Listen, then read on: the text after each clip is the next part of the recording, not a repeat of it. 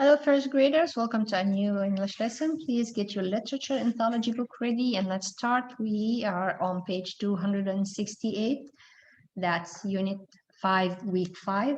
As you know, we're still talking and learning about building things, and our essential question, read about tiny building. This is compare text, but for this lesson, we're talking about things that build, and we learn about different houses, tree houses. We learn about the animals when they build their house, the pig, the sheep, and the goose. And we also learn about how ships are built and how you start building something. You need to have a plan, then a structure, then use the right materials. We also learn about bridges, and bridges have been built for different reasons, and some of them are old, some of them are built by wood or bricks.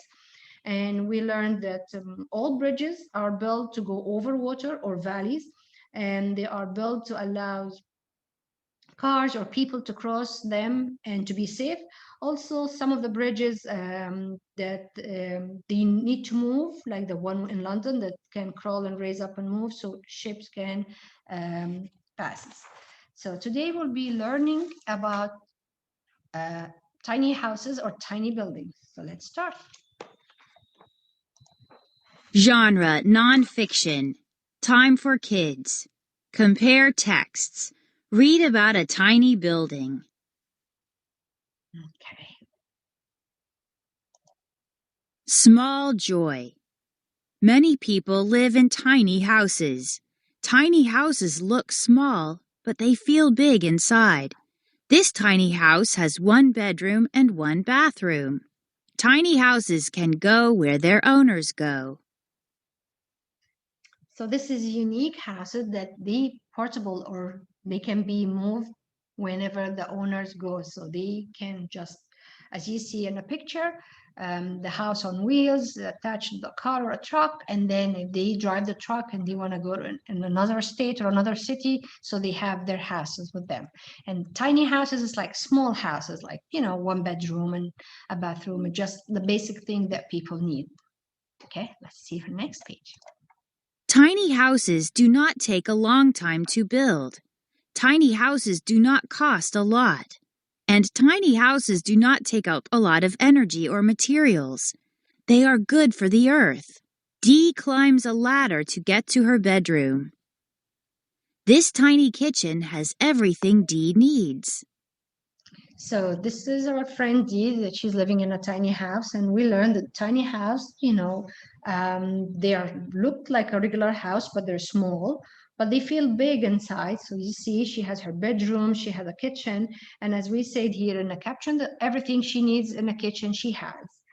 Okay, they don't take long time to build, and also they are good for the earth and for the environment, because also they don't consume lots of electricity to light the house or for heating or air conditioning if the weather is hot.